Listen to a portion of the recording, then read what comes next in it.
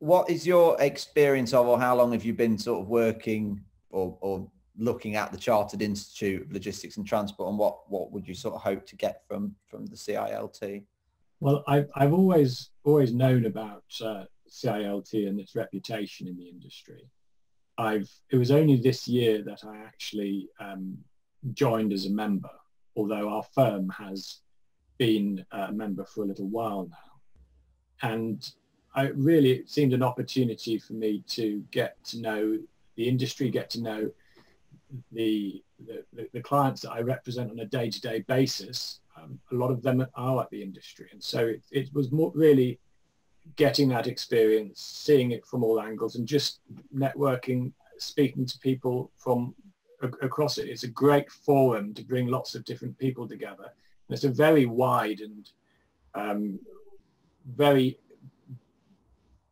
diverse industry. And so it's just the ideal forum for that. And I've really enjoyed the networking events. I've really enjoyed the speaking opportunities, the webinars. Yes, it's a no-brainer. Yeah, me too, really. It's amazing how the general public don't really perceive logistics and transport as an industry. Michelle did a talk at our children's secondary school, and the business studies teacher didn't even recognize it, really. And he said to her, you really opened my eyes. And she made the point, well, there's nothing you have in your life probably that didn't involve logistics at some point. We'd be in trouble without it. You certainly would. Obviously, there's the old elephant in the room of the coronavirus, but what sort of top 3 things have happened this year, or what sort of experience have you come across, developments in your field, and top tips you could give members about those? So, as you say, the coronavirus, that's changed an awful lot, particularly as far as enforcement is concerned. I know you'll know this as well, that the DVSA, Driver Vehicle Standards Agency, one of their duties, of course, is to investigate and regulate any offences, tachograph offences, maintenance problems to do with goods, vehicles and buses. And for a while, they've been looking at more remote enforcement. And this year, that's been given a shot in the arm. So around about March, April time, inspections largely stopped, and you ended up with a huge expansion in the remote enforcement unit, with operators receiving a letter or an email, as it was, in the post saying, you've got 14 days to show us all of your vehicle records, all of your transport records, your driver records, tachograph records, all the raw data for the last 6 months. Let us have a look at all of it, and if we find any problems, we'll be expecting to carry out an interview under caution sometime, possibly even prosecution or being pushed up to the Commissioner's office. And so that has had the effect that actually I've noticed, because it's so much easier to send out a desk-based assessment remote letter, more of them are going out because it doesn't require footfall, it doesn't require DVSA to be on the scene. And so actually this coronavirus has potentially, or could potentially, lead to much more efficient working on the part of DVSA. And what that means for operators, fleet operators, transport managers, is they should always ask themselves the question, what happens if I get one of these letters tomorrow, particularly on a license application increase or anything like that. Okay, perfect. And what advice would you give to transport operators to ensure that they remain up to date? For example, I wouldn't necessarily have known that there's been a big increase in remote enforcement. Of course, traditional methods of enforcement would be sort of visits to the operator centres in person, but I wouldn't necessarily have known unless I was involved with an operator or operators that have sort of received these notices that was sort of the direction that DVSA were going down, and that's not necessarily published. So what advice would you give to people about what are the best methods of keeping up to date with changes in the industry from a legal perspective? Well, really, it's about having your antennae out for all the online sources. There's an enormous amount that's available free online. There's the DVSA Moving On blog, which is quite useful. There's the Traffic Commission has also released plenty of updates. You can sign up for government updates. As far as training goes, probably the single most important thing certainly transport managers can do is take a transport manager refresher course. on a regular basis. The commissioners expect that to happen regularly. And is also joining institutes like CILT and other trade organisations and just being connected. Where problems happen is when complacency builds in. People don't get updated knowledge and things stagnate. And unless you're going out there looking to get your CPD and improve things, you can fall behind. And when that happens, problems happen. So do you feel that there are benefits from a legal point of view of operators being proactive with sort of legal compliance? I suppose most of your clients come to you after the fact, really, rather than being a bit proactive. Yes, I often describe my job as crisis management, but to be fair, I do also get operators who come to me beforehand, and usually it's when they're thinking about making a change, carrying out a restructuring of the business, or looking at coming up with some franchising or subcontracting arrangement, and the question mark is over what effect that will have on the operator's license. And actually, if more operators did that, basically took a health check from a transport lawyer or someone like yourself, a compliance auditor, you'd be able to detect problems before they became real problems. I can give you an example of that.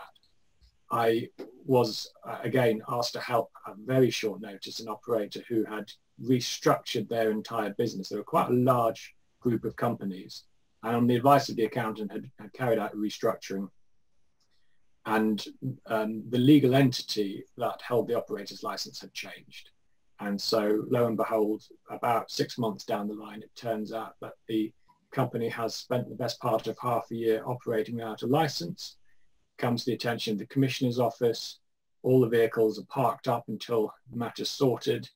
It causes almighty chaos to the business, reputational damage. We got it sorted, and we got it sorted within a matter of days. But none of that needed to have happened had proper advice been taken at an early stage. So that would probably be what I'd say is, if you're looking at making a big change to your business, or even a small change, it's always a good idea to at least speak to somebody from a transport regulatory perspective, get some advice on it. No, perfect. I'd agree, very much so. With regards to advances in technology, how do you feel the traffic commissioners feel about that from a sort of remote management point of view? Lots of people working from home, but there being a lot more systems available these days. Do you feel the traffic commissioners are on board with that, or do you still think they're still sort of dragging their heels somewhat with it? Well, it's difficult. Ultimately that's for the commissioners, but and each commissioner, of course, will have a different view on it. But it is a difficult balancing act. Certainly, that no matter how good your technology is, there's no real substitute for turning up in person and auditing a business, going through the records, speaking to the personnel face to face. Now, a lot of that can be done remotely. And in fact, with more and more businesses moving to online systems, everything from driver walk around, check apps to analysis, it is possible to do an awful lot remotely. But and the commissioners have responded to the COVID pandemic by issuing guidance on remote audits and things like that. And it's acceptable given the need. I think my impression is when that need goes, when the COVID pandemic passes, as we all hope it will shortly, there will be a strong impetus to return to face-to-face direct visits, because, as I say, there's no substitute for that. And it's just important. Yeah, I agree. I do feel that there are a lot of benefits, though, to technology, especially from a auditing point of view, not necessarily external auditing, but internal auditing point of view. I'm very much a promoter of online defect reporting, for example, because if you have drivers that are away a lot and you're having to wait to get their forms back, you've no idea whether they've done them or not. Absolutely, I 100% agree with that. I'm always, my heart sinks slightly when I sometimes go to a business and find shopping bags full of loose defect slips. It's, and you're trying to work out what's happened months back. in this day and age, you know, online remote systems like that, if they're there, they're not hugely expensive in most cases. If you can use them, use them. Absolutely. Have you got a confidential, of course, but have you got a public inquiry horror story which you'd be able to share with us? Mentioning no names, of course. Of course, I've probably got too many to speak of. Well, a few of them I can think of probably. I had a business I represented who had a transport manager in place who 2 years down the line turned out to have forged their transport management certificate. Okay. And that rather caused a bit of chaos. I've had a client apply, helping them at a public inquiry apply for an operator's license. It seemed a fairly simple case, no big issues. We could demonstrate that we had the systems in place to run compliantly. And it came out on the morning of the hearing, unbeknown to me and to the commissioner, that my client had only just come out of prison for quite a serious drugs-related offence that he hadn't seen fit to tell me about or declare on the application form. So it's last-minute things like that which make the job interesting, I suppose. But I could go on, but those are some of them. No, fair play. That's great.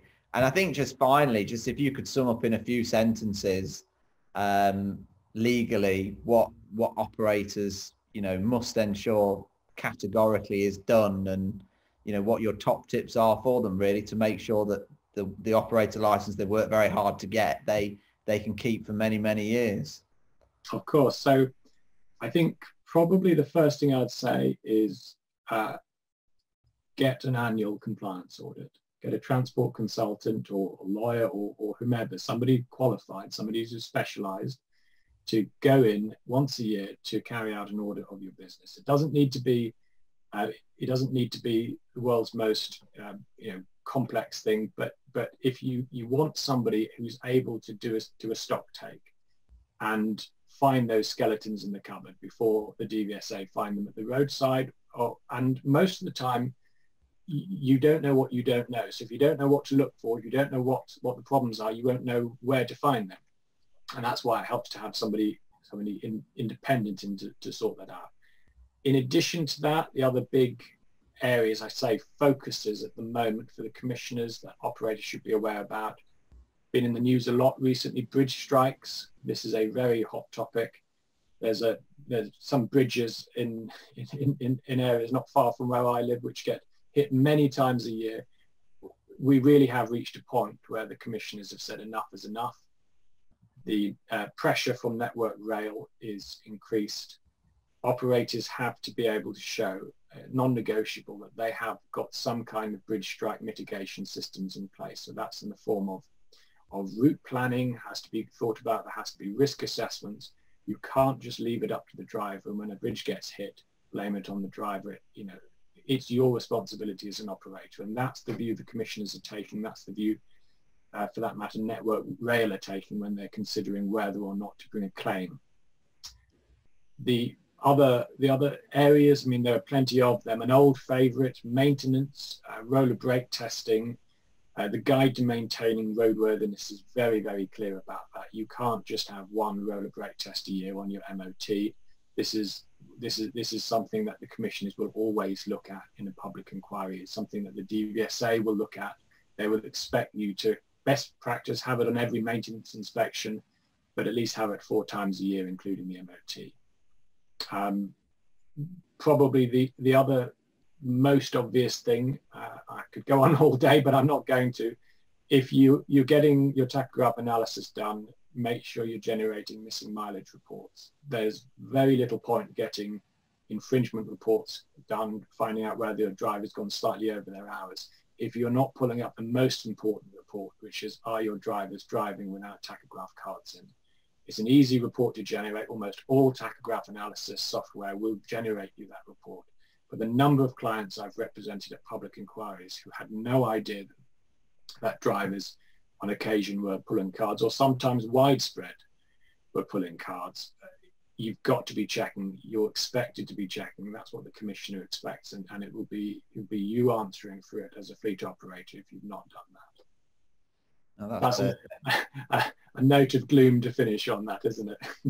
No, not at all, really. I mean, I think it's a good opportunity to remind members, especially haulage operators, of our intentions to start running a periodic, whether it's monthly or quarterly, transport managers and fleet operators forum through the Chartered Institute, where there will be more tips and tricks, really, updates and that kind of thing, hot topics which we'll be discussing, which is open to both members and non-members. Of course, non-members have to pay a fee to attend those events, but we would like to think that those events will be very, very beneficial to operators. And really, if there's anything that, you know, I at Total Compliance or Chris at Rotheras Solicitors can do to help them, we'd be more than happy to oblige. So thank you, Chris, for taking the time out to talk to us this evening.